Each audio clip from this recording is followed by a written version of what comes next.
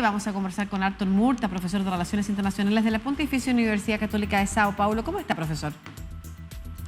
Buen día, Lucía. Estoy bien. Muchas gracias por este contacto con toda Latinoamérica a través de D-News para hablar de cómo están los ánimos previos a la llegada al mando, ¿no es cierto? El cambio de mando y la llegada al gobierno de Lula da Silva. ¿Se percibe lo que nos llega a través de las noticias también en las calles o son hechos aislados? No, yo creo que estamos teniendo en Brasil, en verdad, grupos, pero grupos muy chiquitos, que son grupos golpistas y que no están hasta ahora aceptando la victoria de Lula. Así que lo que pasa en Brasil en los últimos días es muy grave, porque de verdad lo que está pasando aquí es un intento de terrorismo doméstico. Y este terrorismo doméstico es incentivado por todo lo que fue dicho por el ahora presidente de salida, presidente Bolsonaro. O sea, en los últimos 4 años aquí en Brasil hubo un clima muy belicoso, o sea, un clima casi que de guerra entre los grupos que estaban respetando la democracia y los grupos antidemocráticos. Así que hay mucho intento del nuevo gobierno, el gobierno Lula, para cerrar de una vez por todos esos intentos golpistas que ya vienen pasando en Brasil hace un par de meses. Perfecto. Esos intentos golpistas, de todas maneras, ¿cuánta repercusión y eco han tenido dentro de la oposición a Lula da Silva, quienes están actualmente en el gobierno? Y se lo pregunto porque si hacemos una comparación, por ejemplo, con lo sucedido en Estados Unidos el 6 de enero del 2021, ¿no es cierto? Cuando, y a raíz de una investigación, pero también a propósito de videos que circulaban en ese mismo momento, era posible ver cómo el mismo Donald Trump, de alguna manera, cooperaba con información o cooperaba alentando los ánimos de quienes querían impedir la llegada al gobierno de Joe Biden y quienes finalmente asaltaron el Capitolio. En este caso, la reacción, al menos de los ministros y de también el presidente Bolsonaro, no ha sido igual. No, de hecho, Bolsonaro está casi desaparecido hace un par de semanas. Él no está hablando a nada, pero sus seguidores están en las puertas de los cuarteles de todo Brasil. O sea, en todas las ciudades de Brasil, o al menos en muchas ciudades de Brasil, hay grupos chiquitos, pero ellos ahí están en las puertas de los cuarteles todo el tiempo haciendo un clamor golpista para que Lula no pueda tomar el mando del cargo de presidente. Pero Bolsonaro está aislado. Yo creo que si Bolsonaro percibiera con un poquito más de fuerza, tal vez él tendría hablado algo, pero Bolsonaro está aislado. Sus ministros, la oposición, o sea, el grupo de Bolsonaro no está apoyando a eso. Los gobernadores, o sea, otros políticos que fueron electos en las elecciones ahora de octubre, no están apoyando a esos grupos golpistas. O sea, es algo muy, muy limitado, pero algo que fue limitado por los 4 años de un discurso golpista del presidente. Perfecto, lo entiendo. Ahora, separemos las aguas, ¿no es cierto?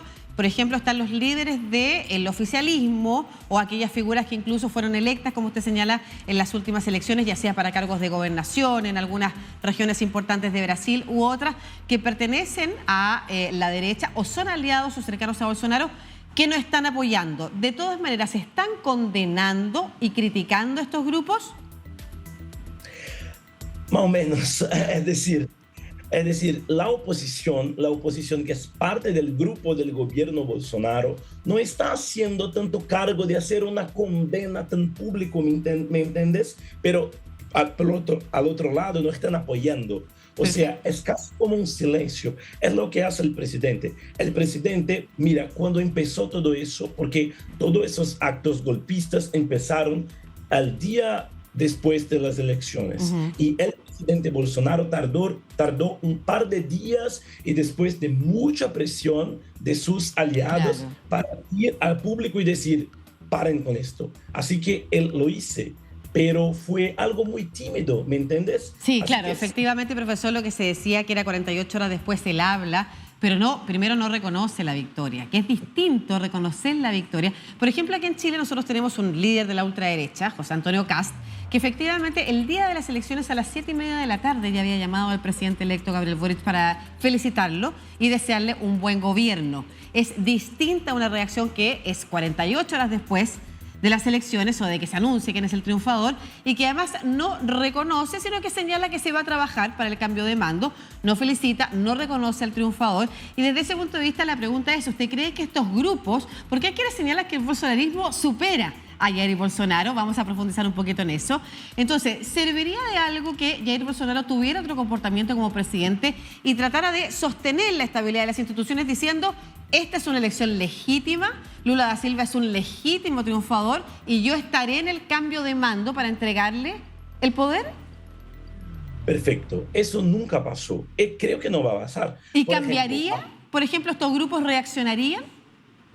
yo creo que si Bolsonaro tuviera hecho eso el día después de las elecciones, si en el día de las elecciones Bolsonaro tuviera llamado a Lula, felicitado a él, dicho a sus seguidores que es una elección democrática, fue lo que pasó, vamos a trabajar para hacer la oposición, ¿me entiendes? Lo que pasa en todos los países. Yo creo que el sentimiento, el clima político en Brasil iba a ser muy distinto, pero ahora mucho ya fue hecho, o sea, hay un abandono de Bolsonaro para decir a sus seguidores: mira, vamos a respetar la democracia.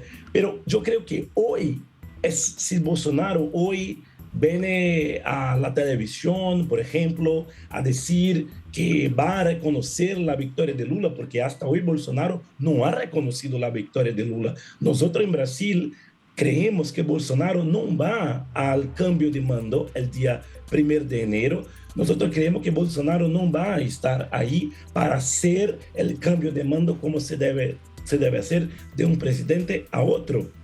O sea, si Bolsonaro tuviera hecho eso a un par de meses, el clima en Brasil sería otro. Pero hoy, muchos de los seguidores de Bolsonaro piensan que, bien, si Bolsonaro no quiere, nosotros queremos con las Fuerzas Armadas, nosotros queremos hacer eso con otra persona más allá del bolsonarismo, pero de hecho no queremos que Lula sea el presidente porque eso va a ser la peor cosa que pueda pasar en Brasil o algo que ellos hablan. Claro que sí. Salvar el país, básicamente, que son los discursos que se han repetido también en otras partes, ¿no es cierto? Lo mismo comparábamos con Estados Unidos, ahí también sucede discurso para impedir el tránsito normal de las instituciones en un cambio de mando. Ahora, ¿qué le parece a usted las medidas anunciadas por el futuro ministro del gobierno de Lula da Silva respecto de que se tomarán acciones, probablemente legislativas, con tal de impedir que estos grupos,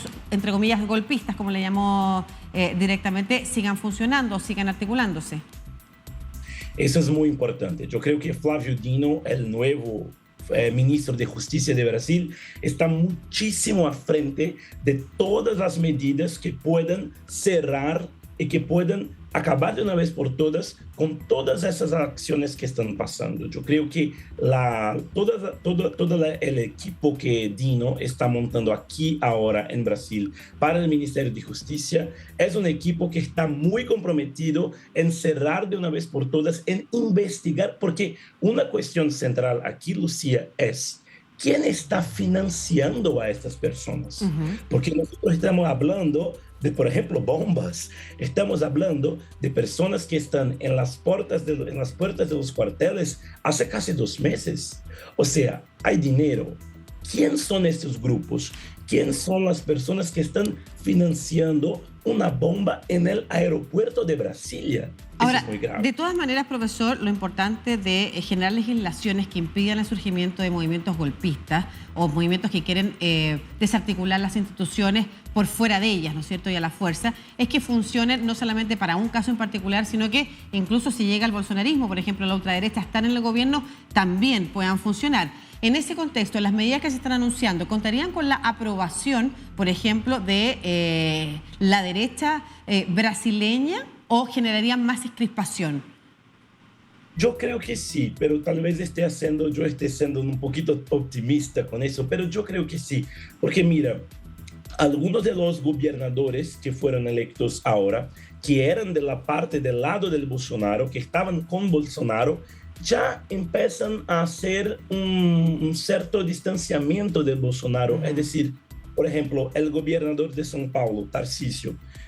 São Paulo es el estado más importante de Brasil, el más rico de Brasil, y el gobernador de São Paulo electo es parte del grupo del Bolsonaro, y Tarcísio ya empieza a hacer una cierta distancia del bolsonarismo. O sea, tal vez, y es cuando digo que estoy siendo tal vez un poco optimista, tal vez nosotros estamos viendo en Brasil, mirando ahora en Brasil, la derecha caminando para una derecha un poquito más moderada, como siempre fue. O al menos O sea, constitucionalista, que es lo que se sí, espera, ¿no es al cierto? menos. Que es un poco lo que está pasando en Estados Unidos también con ese grupo de republicanos que está, perdón, dándole la espalda a Donald Trump, también precisamente porque la imagen, y usted bien lo sabe como profesor de Relaciones Internacionales de un país, se ve afectada también cuando sus instituciones se ven debilitadas de esta forma. Quedaremos entonces muy atentos a lo que pueda suceder durante esta semana, profesor, y estaremos en contacto nuevamente con usted si surgen más informaciones y, por supuesto, además, con una mirada especial en lo que va a ser el cambio de mando, si definitivamente irá o no